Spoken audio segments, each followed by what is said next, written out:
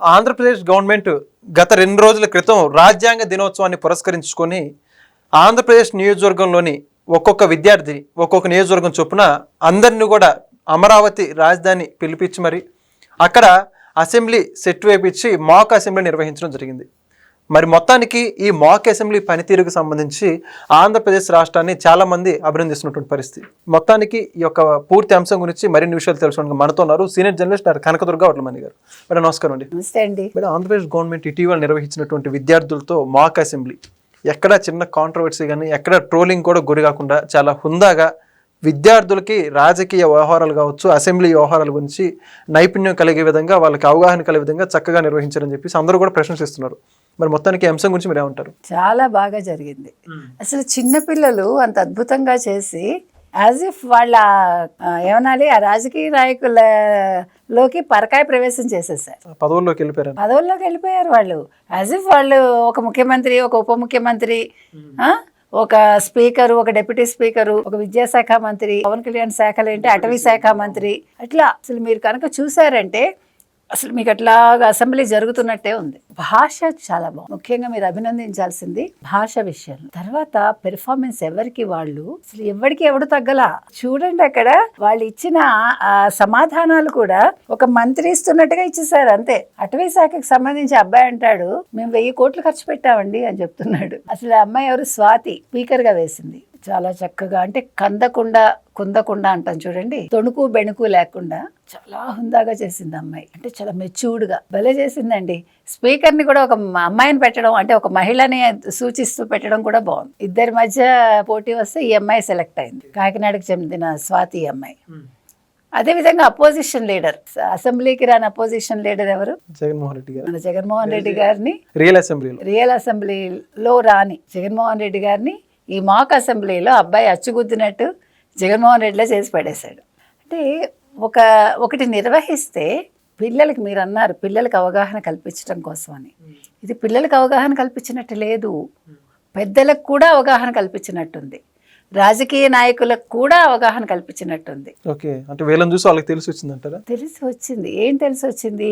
ఓహో మనం ఇలా బిహేవ్ చేస్తామా, మనం ఇలా మాట్లాడాలా, మన భాష మార్చుకోవాలా, మన వ్యవహార శైలి మార్చుకోవాలా, మనం ఇంత హుందాగా మనం అసెంబ్లీలో ఉండాలా అనేది అధికార పక్షానికి ప్రతిపక్షానికి. అంటే నిజంగా చెప్తున్నానండి, ఇలాంటివి అప్పుడప్పుడు నిర్వహిస్తూ ఉండాలి. కనీసం 1 in 3 months కొత్త పిల్లల్ని తీసుకురండి.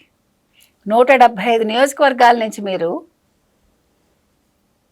వాళ్ళకి పరీక్ష పెట్టి మీరు సెలెక్ట్ చేశారు. సెలెక్ట్ చేశాక వాళ్ళకి మరి ఎవరు ట్రైనింగ్ ఇచ్చారో నాకు తెలీదు, చాలా అద్భుతంగా ఇచ్చారు. దీన్ని చూసి ఈవెన్ ప్రతిపక్షం కూడా నేర్చుకో. చెడ్డగా చెప్పట్లా, మనం అసెంబ్లీలో ఎలాంటి భాష వాడాలి, మనం అసెంబ్లీలో ఎంత హుందాగా ఉండాలి అంటే మీరు భావితరాలకి మీరు ఒక ఇదిగా ఉండాలి కదా, రోల్ మోడల్స్లా ఉండాలి. అంతేగా నేను బూతులు మాట్లాడతాను, ఏం చేసుకుంటారో చేసుకోండి, నేను ఆడవాళ్ళని తిడతాను, ఏం చేసుకుంటారో చేసుకోండి, మా జగన్మోహన్ రెడ్డి చూసుకుంటాడు. జగన్మోహన్ రెడ్డి శాశ్వతం కాదు, మీరు శాశ్వతం కాదు, ఎవరు ఏ రాజకీయ నాయకుడు శాశ్వతం కాదు, కానీ అసెంబ్లీ శాశ్వతం. మీరు ఏ విధంగా ప్రవర్తించారో అది భావితరాలకు శాశ్వతంగా రికార్డ్ అయి ఉంటుంది.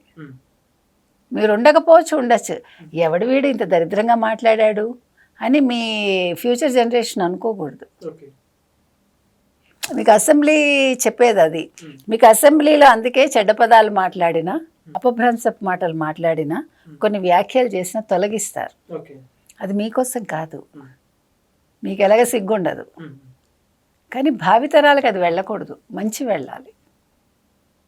సో ఇవాళ మాక్ అసెంబ్లీ అనేది అసలు మీరు అన్నట్టుగా సోషల్ మీడియాలో ఒక్క చోట కూడా చిన్న నెగిటివ్ కూడా మీరు చూడాల. మామూలుగా అయితే ఈ పాటికి ఎంత ట్రోల్ అవ్వాలండి, అసలు సోషల్ మీడియా ఎదురు చూస్తూ ఉంటుంది 1000 కళ్ళతోటి. ఎక్కడ ఏ లూప్ హోల్ దొరుకుతుంది, దీన్ని ఎట్లా వాడుకుందాము, ఎట్లా నెగిటివ్ చేసి దీన్ని మనం హైప్ క్రియేట్ చేసి మనం మంచిగా ఏమంటారు వ్యూస్ తెచ్చుకుందాము, సబ్స్క్రైబర్స్ పెంచుకుందాము అనుకుంటారు. కానీ ఎవ్వరూ కూడా నెగిటివ్ నెగిటివ్ ఇవ్వలేదు. We have to appreciate social media also at the same time. కానీ ఇక్కడ మీకు వాళ్ళకి ఇచ్చిన సబ్జెక్ట్ కూడా వాళ్ళు అసలు అంత బాగా దాన్ని అర్థం చేసుకుని ఆకలింపు చేసుకుని దాన్ని మళ్ళా రిప్రొడ్యూస్ చేయటం అనేది అంత చిన్న వయసులో మీకు.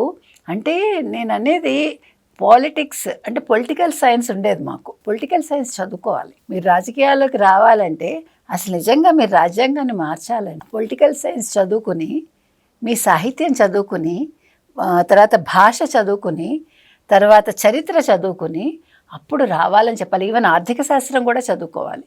ఎందుకంటే మీరు మెయింటైన్ చేయాలి. ఒక రాష్ట్రాన్ని మెయింటైన్ చేయాలంటే మీకు కనీస అవగాహన ఉండాలి. ఇప్పుడు మీ రాష్ట్రానికి సంబంధించి ఎవరికైనా సరే, ఏ రాజకీయ నాయకుడికైనా సరే, ఓకే మీ రాష్ట్ర పంట ఏంటి, మీ రాష్ట్రంలో ఏ పంట అత్యున్నతంగా పండుతుంది, తర్వాత మీ రాష్ట్రంలో ఉండే గొప్పతనం ఏంటి, మీ రాష్ట్రంలో ఏ జిల్లాలో ఏ ప్రత్యేకత ఉంది, ఇవన్నీ తెలవాలిగా.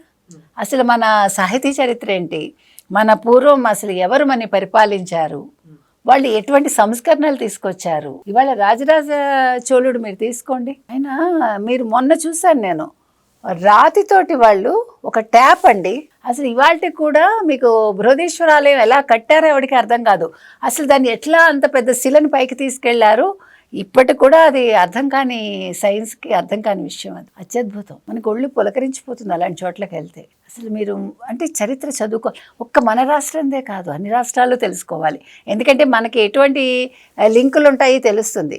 మనం అనుకుంటున్నాం మనందరం తెలుగు వాళ్ళమని, కానీ మన పాలించిన వాళ్ళు తెలుగు వాళ్ళు ఉండరు. రాజరాజ నరేంద్రుడు భార్య తమిళియన్ ఆవిడ, అమ్మంగదేవి, రాజరాజ చోళుడి చెల్లెలు ఆవిడ. అందుకని మన చరిత్ర తెలవాలి. అంటే దానివల్ల ఏమవుతుందంటే మీరు ఒక సభకు వచ్చినప్పుడు మీరు గతంలో మొత్తం అన్నీ చూడండి ఒక్కసారి అవకాశం ఉంటే. గత సభలు ఎలా జరిగాయి, ఇప్పుడు ఎలా ఉన్నాయి అంటే ఈ 6 ఏళ్లలో, రేదర్ 2019-24 అనేది అసలు చరిత్రలో తీసేయాలా, ఆర్కైవ్స్ నుంచి తీసేయాలని ఆలోచించండి. గతంలో ఎంత మహామహులందరూ కూడా సభలో మాట్లాడుతూ ఉంటే వాళ్ళు ఇచ్చే స్పీచ్లు కావచ్చు, అసలు మీకు తెలుగు ఏంటి, హిందీ ఏంటి, తమిళం ఏంటి, అన్నీ అద్భుతంగానే ఉంటాయి. కాబట్టి ఇవాళ పిల్లల చేత ఇంత మంచి ఒక మాక్ అసెంబ్లీ చేయించి వాళ్ళల్లో ఒక కాన్ఫిడెన్స్ పెంచారు. వాళ్ళకి ఒక అవగాహన వచ్చింది, వాళ్ళ ద్వారా ప్రజలకి వచ్చింది, బడి పిల్లలందరికీ వచ్చింది. 45,000 పాఠశాలల్లో పిల్లలు దీన్ని చూసి వాళ్ళందరూ ఎంత ఆనందపడి ఉంటారు. ఓకే మనం కూడా ఇలా పార్టిసిపేట్ చేయాలని అనుకుంటారుగా. అంటే ఒక ఉత్సాహం వస్తుంది వాళ్ళల్లో. అందుకని ఈ అభిప్రాయం ఎవరిదో నాకు తెలియదండి, ఇలా చేయించాలని ఆలోచన ఎవరిదో నాకు తెలియదు. చంద్రబాబు నాయుడు గారిదైనా, లోకేష్దైనా, పవన్ కళ్యాణ్దైనా, లేదు వేరే వాళ్ళదైనా, వాళ్ళని అభినందిద్దాం మనం. ఇలాంటి మంచి మరిన్ని కార్యక్రమాలు చేయాలని మాత్రం కోరుకుందాం. Please subscribe to Leo News for more videos.